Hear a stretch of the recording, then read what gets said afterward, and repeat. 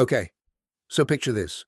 It's December 1897, up in the Wyoming high country. The settlement of Stillwater Creek is facing a problem they've created themselves, a grain silo that's supposed to carry them through winter, but there's less in there than there should be. Someone's been taking it. Not much, but in a frontier winter, when you're calculating calories per day and rationing down to ounces, even a few pounds matters. And because frontier settlements run on suspicion the way they run on flour, someone needs to hang for it. The finger points at Hazel Voss. Now, Hazel is 16. She's been 16 for 6 months. Her father died 2 winters before, pneumonia that filled his lungs and prevented him from seeing spring. That leaves Hazel and her mother in a 2-room cabin on the settlement's edge, and her mother spends most of her time in a particular kind of silence that's all about grief. Hazel works. That's her job. She cleans. She cooks at the settlement's main house. She helps in the kitchen during harvest preparation. She's useful, which is why nobody expected her to be accused of anything serious. But Yvette Mora, that's the Reverend's daughter, beautiful in that way that makes other girls resent her on instinct. Yvette started saying she saw Hazel near the grain silo. Late at night, she didn't see her taking anything. She just saw her near it. That's enough. And my granddad used to say that in a small settlement, one person's story becomes truth if nobody contradicts it loud enough. Hazel's mother didn't contradict it. Anna Ostrom, who was old and kind, tried to. Nobody listened to an old woman. So, on a December morning, when the temperature hadn't risen above 10 degrees Fahrenheit for a week, the settlement called what they call a reckoning. Reverend Aldous Creek, a man who wears a formal black suit on the frontier and carries a leather ledger like it's scripture, stood in the square between the main buildings, and he read Hazel's crime. Not stealing the grain, the suspicion of stealing the grain. In a settlement, those two things are the same. The punishment was exile, immediate, right now. Take whatever you can carry and get out. I still can't wrap my head around this part, even knowing how the story ends. They didn't accuse her during a trial because trials require proof. They just exiled her. And in 1897, in December, in Wyoming, exile in the winter is effectively an execution. It's just slower. Hazel left that afternoon. She had a wool coat, her father's. It fit her shoulders loosely. She had a tin cup, a knife, a blanket, and maybe 3 pounds of hardtack that Anna Ostrom slipped her when nobody was looking. That's roughly 900 calories, if I'm doing the math correctly, in a winter where you're burning 2,500 calories a day, just staying warm. That's about 4 hours of survival. She walked north, away from the settlement, away from any direction where they might think to look, and she walked until the light started failing, which happens at about 3:30 in the afternoon in December, up there. And that's when she found the cave.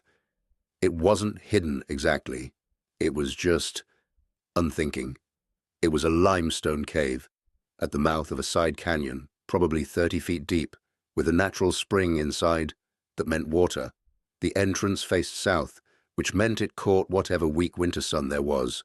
The walls were rough stone, pale grey-white limestone, with bands of darker minerals running through it, and it was empty.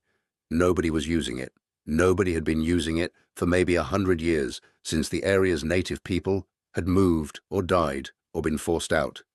Hazel sat down on the cave floor that first night and did something important. She made a calculation. My granddad used to say that every action in a survival situation starts with numbers. She had maybe 900 calories of hardtack. Her body was burning approximately 2,500 calories per day. Actually more, because she was small and her body was young and in crisis, so it was probably closer to 2,200 calories in a rested state. But that number goes up when you're moving, working, shivering. By those numbers, she had less than 1 day of food. She had water. She had shelter that was fundamentally useless without heat, because a limestone cave at 10 degrees Fahrenheit is just a slower way to freeze to death. So once she did something that most 16-year-old girls exiled into the Wyoming winter don't do. She decided she was going to stay alive, and she started breaking her prison into a home. That first phase was about heat. She found wood, deadfall in the canyon, aspen and pine that had been down long enough to be brittle, but not so long that it was rotted into mulch. She gathered what she could carry, which was maybe 30 pounds of firewood. That sounds like a lot. It's not in a cave with minimal insulation. 30 pounds of wood burns in about 4 hours. She collected another load and another. By the time the light was gone, she had maybe 150 pounds of wood stacked inside the cave entrance. That buys her roughly 36 hours of continuous fire before she's down to nothing. She built the fire on the cave floor using rocks arranged in a rough circle to contain it. She had no mechanism to draft the smoke out, so the cave filled with smoke for the first several hours. That's a problem she'd solve later. That first night, she sat in the smoke and shivered and tried not to think about what happens when the fire goes out. Here's where it gets insane. In a way, the next morning, when the sun came up, weak but present, she started digging. Now, I don't think Hazel had any formal knowledge of shelter design. I don't think she'd read any books about thermodynamics or heat retention or how underground spaces maintain temperature differently than exposed ones. But she understood something. She understood that a cave is already mostly insulated, and that the smallest space requires the least heat to warm, and that if she could reduce the size of the area she needed to heat, she could survive longer. So she dug out a section of the cave floor, maybe 6 feet wide and 8 feet long and 3 feet deep. It took her 3 days of work, using a broken pick she found in the canyon, something left from old mining operations probably, and a flat stone that she could use like a shovel. The work was punishing. After the first day, her palms were bleeding. After the second day, the bleeding had stopped, which meant the skin underneath had died and hardened into calluses. The smell of earth being dug, it's not a metaphor, it's a real sensory thing. A particular damp mineral smell that gets into your clothes and your hair and stays there. That filled the cave and mixed with the smoke from her fire. When the depression was done, she packed down the floor with the flat of the pick, stamping it firm. Then she did something clever. She lined the bottom with straw that she'd gathered from an abandoned homestead deeper in the canyon. Then she put pine branches on top of the straw, the ones with needles still attached, because pine needles have oils that don't decompose quickly, and they insulate, and they smell like something other than earth and smoke. By the end of the first week, she had a sleeping depression. It sounds crude when you describe it, but she could curl up in that 6x8 space, and the stone walls on 3 sides meant that her body heat didn't dissipate into a vast, cold cave. It stayed close to her. The temperature difference between sleeping in that depression and sleeping exposed on the cave floor was probably 5 to 8 degrees.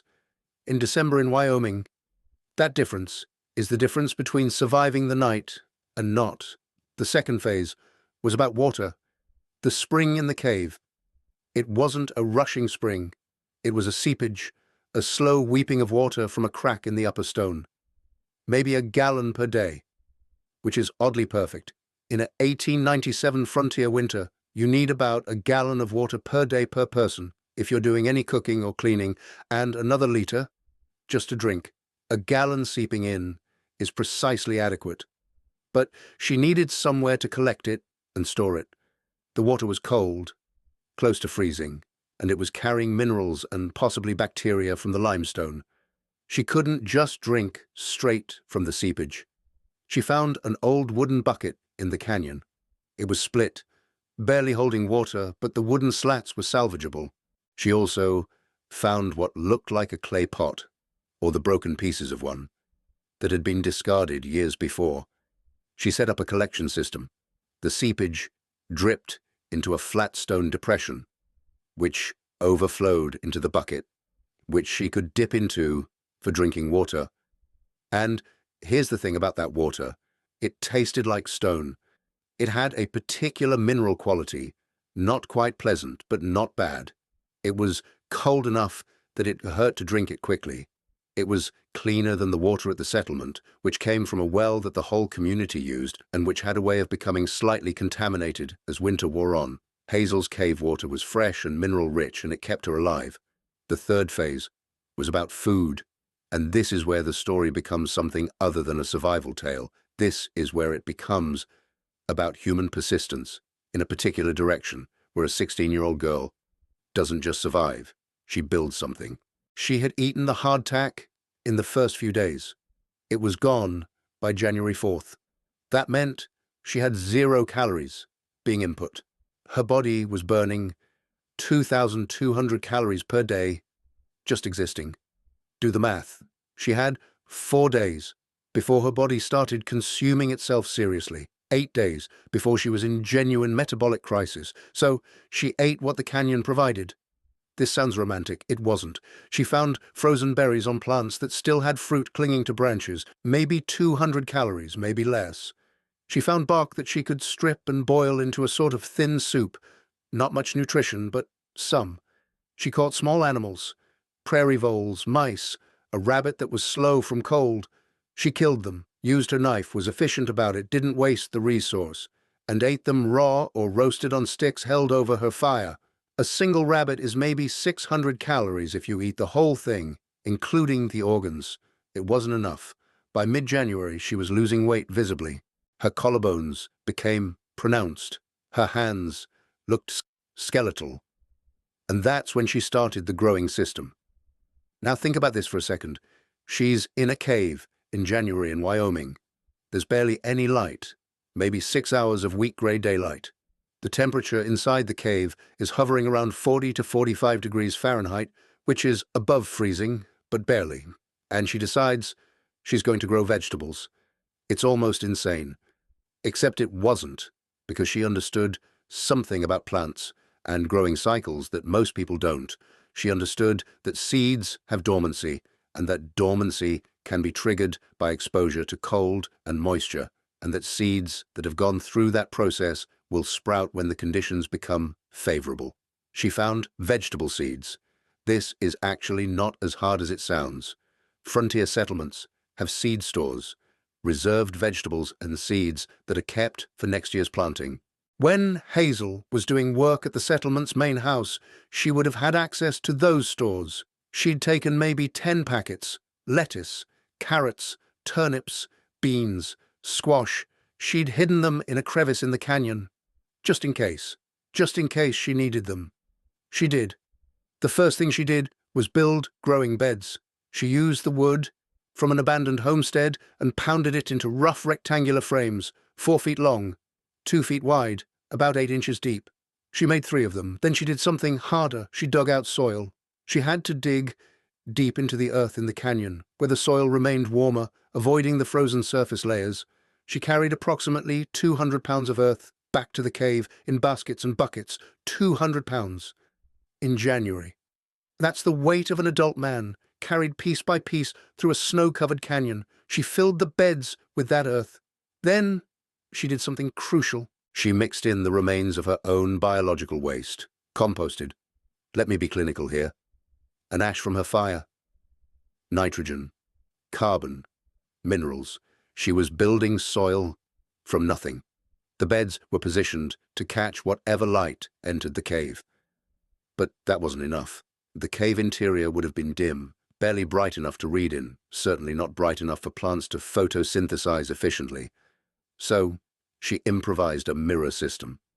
She found pieces of reflective material, broken mirror glass, probably from an abandoned cabin, carefully preserved, and she positioned them to direct the weak winter sunlight deeper into the cave and onto the growing beds. It was crude. It probably only increased the effective light by maybe 30%, but 30% more light is the difference between plants that slowly die and plants that survive. She planted the seeds. The lettuce sprouted first within about 10 days of planting.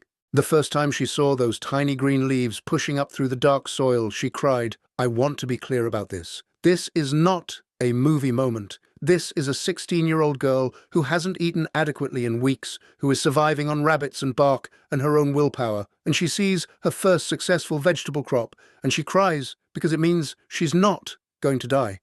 The carrots took longer. Carrots need consistent soil moisture and soil temperature, which is hard to maintain in a cave. She had to water them by hand, using water from the spring, and she had to keep them at a temperature that would allow germination, which, in a cave in January, was actually easier than it sounds, because the cave stayed around 45 degrees, which is close to ideal for carrot seed germination.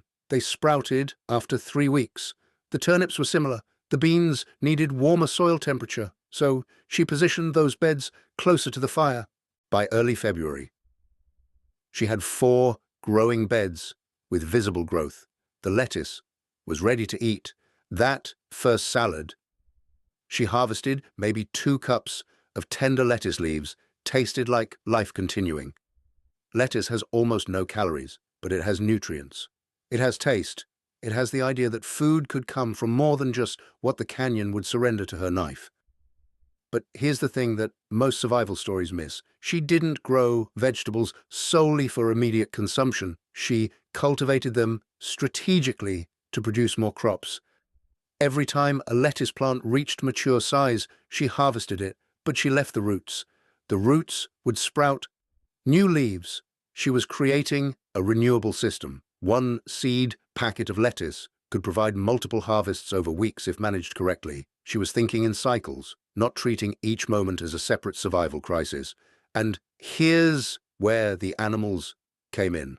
She found the goat in early February. It was in the canyon, thin from the winter, half-starved. It would have died in another week, probably. She coaxed it back to the cave with vegetable scraps. The first real use of her growing system, feeding the goat the lettuce that wasn't quite hearty enough, or the carrot tops that she didn't need. The goat was small, a Spanish breed, maybe 40 pounds. It had curved horns and intelligent eyes. The goat's body heat changed everything. A living animal in a cave produces warmth.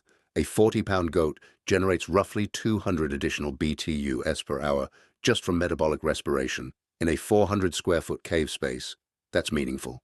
The temperature next to the goat was noticeably higher than the temperature 5 feet away, but the goat also provided other things. Milk, if she could figure out how to milk it. She'd watched the settlement women milk their goats, so she had the idea, even if she'd never actually done it herself. Manure, which was gold for her growing beds. Fiber, eventually, though a goat's hair wasn't as useful as sheep's wool. Company. Psychological survival, which is not a small thing. She built a pen for the goat in a section of the cave. Not a large area, maybe 8 by 10 feet, with wooden rail sides and a floor of straw and earth. The goat would stand in there at night, and the warmth from its body, radiating into the space, was enough to reduce the temperature drop during the darkest hours. Then, in mid-February, she acquired the chickens. There was an abandoned homestead maybe 2 miles from her cave. She'd discovered it while foraging. The homestead had a basic chicken coop, deteriorated but standing. Inside, impossibly, were 2 chickens. They weren't wild. They still had that look of domestic birds, though they were thin, and one had a torn wing. Hazel captured them. It took hours, but she was patient, and carried them back to the cave. 2 chickens weigh maybe 3 pounds each. Each one produces an egg every day and a half or so, if they're fed properly, and if they're in a light cycle, that makes sense. The cave didn't have a natural light cycle that would trigger laying, but if she could provide food and keep them warm, they could survive. And 1 egg is maybe 70 calories. That's nothing in normal times. In January starvation conditions, 1 egg is the difference between stability and decline. She built a roost for them. A wooden shelf carved into the cave wall, about 7 feet up where predators couldn't reach them. The shelf was lined with straw. She positioned it near the fire, where the heat rose and warmed the space around them. She fed them on vegetable scraps from her growing beds and crushed eggshells to provide the calcium for new egg production. By the end of February, she had a micro-ecosystem. 1 cave, 1 teenage girl, 1 goat producing milk and manure, 2 chickens producing eggs and additional manure, 3 growing beds producing lettuce, carrots, and turnips, a fire system that burned wood and produced heat and ash, a water system that collected the spring seepage. It wasn't a large system. By modern standards, it would probably produce maybe 1,200 calories per day. Eggs, milk, greens, and whatever animals she could still catch. But it was a closed loop. It was sustainable. It was working. The physical change to her body was visible. By late February, the prominent ribs started to soften. Her hands weren't skeletal anymore. She had enough energy to work 8 hours a day, maintaining the fire, caring for the animals, tending the growing beds, processing food. She was alive in a way that was more than simple survival. And here's where the moral complexity starts. In early March, a messenger came from the settlement. Well, a messenger-type person. It was Douglas Weatherby, the settlement's lead farmer. He was a huge man, scarred face, one eye milky white from an old injury. He'd come into the canyon alone, which was risky, which meant he was serious. He sat down on a rock outside her cave entrance, and he told her that the settlement was in serious trouble. The grain stores had lasted longer than expected because people were rationing harder than they thought they could. But there'd been a miscalculation about the length of the winter. Wyoming winters don't follow a calendar. They follow a climate pattern that sometimes runs long. They had food for maybe 30 more days. There were 47 people in the settlement. 47 people times 2,000 calories per day equals 94,000 calories needed to get to spring. They didn't have 94,000 calories. They were going to be short by maybe 20,000 calories, which doesn't sound like much until you realize it means somebody doesn't eat for 10 days, or everybody eats less for 20 days, or some combination of slow starvation. And the settlement had been talking. Someone, Hazel never learned who, but she had theories, had started saying that Hazel probably wasn't guilty, that Yvette Mora might have been lying or mistaken, or had some grudge that was more personal than the truth allowed, that maybe the real theft had been something else entirely, or nothing, or an accident. The logic of frontier justice is that you execute quickly before anyone has time to second guess, so the doubt was already eating away at the certainty. So they sent Douglas Weatherby to ask if she would help. That was the moment that Hazel could have said no. Douglas Weatherby didn't beg. He was a practical man. He said, "We exiled you unfairly. I didn't speak against it at the time, and I should have. I'm here to ask if you would consider providing food to the settlement. We can't pay you. We can't offer you anything except the possibility that we'll believe you if you ever want to come back." Here's where the story gets human, in a way that's more complicated than the survival narrative. Hazel was alive. The cave was working. The animals were thriving. She had built something, and now she was being asked to dismantle it for the people who had exiled her in the first place. She asked Douglas to sit down, and she made him tea, hot water with herbs from her hanging garden, with a little honey that she'd found in the canyon, and she told him she needed to think about it.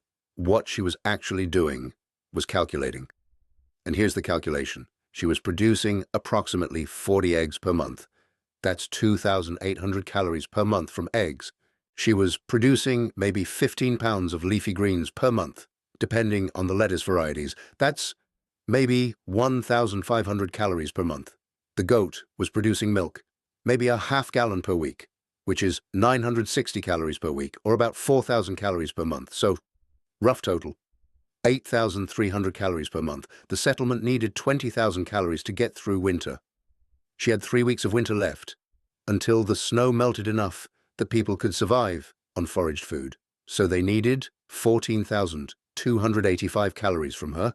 If she gave them that much, she would have 8,300 minus 14,285 equals negative 5,985 calories per month. She would starve quickly, but she could also give them the goat. A 40-pound goat killed and processed and distributed is approximately 8,000 calories. If she killed the goat and gave it to the settlement, they'd have 14,285 plus 8,000 equals 22,285 calories, which was more than they needed. She'd be left with eggs and greens and maybe the rabbits she could catch. She could survive on 6,300 calories per month if she was careful. She could live on eggs, greens, and hunted animals. She would be hungry. She would be less secure than she was now, but she could do it. But if she killed the goat, she'd lose the milk production. She'd lose the manure for her growing beds. She'd lose the body heat. She'd lose something that felt like companionship in a cave that was otherwise entirely solitary. And here's what made it harder. She remembered specific words from her exile. Reverend Creek had said, "You are a thief and a burden on this community. You will remove yourself." Yvette Mora had said, loud enough for others to hear, "I'm glad she's gone. She was always strange." Anna Ostrom had said quietly, "I don't believe this is true." But Anna's voice stood alone. Hazel sat in her cave at night, with the goat's warmth pressing against her in the darkness, and she thought about what it meant to help the people who had done this to her. She thought about not doing it, about saying no, about watching the settlement face starvation, about being right, about being proven right, about the injustice that had been done to her. That's what justice looks like sometimes. The people who hurt you face consequences. But she also thought about the fact that the settlement had children, that not everyone in that settlement was Yvette Mora or Reverend Creek, that Douglas Weatherby had come alone into the canyon, which was a risk which meant he was taking responsibility for what the settlement had done. That Anna Ostrom had tried to defend her, had been overruled, and didn't deserve to starve. She made the decision on a night when the goat's ribs felt particularly solid against her as she lay in her sleeping depression, and she thought about her father, who had died because the settlement's doctor didn't have the supplies to save him. In the morning, she told Douglas yes, but not the whole goat, and not without conditions. She said, "I will provide eggs, milk, and greens. I will continue to do that through the spring, while the settlement adjusts. I will not give you the goat because the goat is necessary for the system to continue, but in 2 weeks there will be new lambs born in the canyon. I've seen the ewes there and I know where they're sheltering. I'll help you capture them and bring them back. You'll have meat and milk and eventual wool. But you have to agree to something." Douglas said, "What?" "You have to tell people the truth. You have to tell them that I didn't steal the grain. You have to say it publicly in the settlement until everyone knows it. And you have to allow me to come back if I want to. Not now. I'm not coming back now, but you can't prevent me from coming back." Douglas said yes to all of that. The next day, Hazel packed a basket with eggs and milk and the most robust lettuce she could harvest without killing the plants, and she walked with Douglas back toward the settlement. She didn't enter the settlement itself. She met Douglas and 3 other men, including Reverend Creek's personal assistant, who was less of a monster than the Reverend. At the settlement's northern edge, where the canyon opened up to the farmland, she handed over the basket. She said, "This will need to be eaten within 2 days, except the lettuce, which will last longer if it stays cool. The eggs and milk need to be rationed carefully. Don't cook away the nutritional value by overheating. A 1/4 gallon of milk and 2 eggs per person per day, mixed with whatever grains you have left, will stretch to 14 more days. That should be enough." And then she left.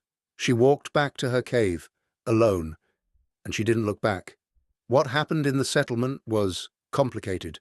Douglas Weatherby and Anna Ostrom immediately made it clear that Hazel was innocent, that Reverend Creek had acted on insufficient evidence, that Yvette Mora had lied or been mistaken. Reverend Creek's response was to insist that Hazel was still dangerous, still suspicious, still fundamentally wrong, which made him look increasingly unreasonable, especially as Hazel's food kept arriving and kept people from starving.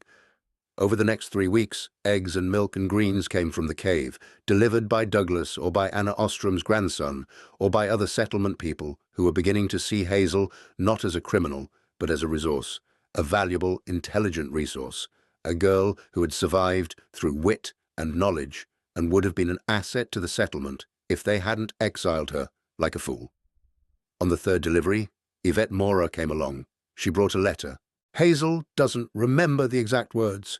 It was something about how Yvette had been young and influenced by her father and the pressure of the settlement, and she was sorry for lying, but she didn't face any real consequences for the lie, which is how frontier justice actually worked. Hazel read it and didn't respond. She took Yvette's empty basket and put new food in it and sent her back. She wasn't going to forgive Yvette Mora, not for a perfunctory letter. Maybe not ever, but she also didn't need to. And then came the day when Reverend Creek himself came to the canyon. He came alone, which surprised everyone. He came to the cave entrance, and he called for Hazel to come out. She did. She stood in the cave mouth, and she looked at a man in a formal black suit standing in snow. And she waited. He said, "The settlement sent me to ask if you would return. We need your knowledge. We're building a new agricultural system based on what you've done here. We need someone to oversee it." Hazel said, "Did Yvette send you?" "No. Anna Ostrom sent me. She said you were the only person they could trust to build something fair." Hazel stepped out of the cave, and she walked Douglas and Reverend Creek through the entire system. Every growing bed, every aspect of the animal care, every detail of how the fire worked and how water was collected and how temperature was maintained. It took 3 hours. Reverend Creek asked questions. Some of them were intelligent, most of them were basic, but at least he was asking. At the end, Hazel said, "I'm not coming back yet. I'm staying here through the spring and the summer. I'm going to expand this system, grow more animals, establish larger beds. In the fall, when the weather turns again, I'll come back. I'll teach whoever wants to learn. But I'm not doing it because I forgive you. I'm doing it because there are people in that settlement who didn't try to execute me with supposition and fear." She came back the next fall, and that's when the real work began. Because once she was in the settlement, once she had space and resources and the community's labor force, she expanded the system that she'd created in the cave.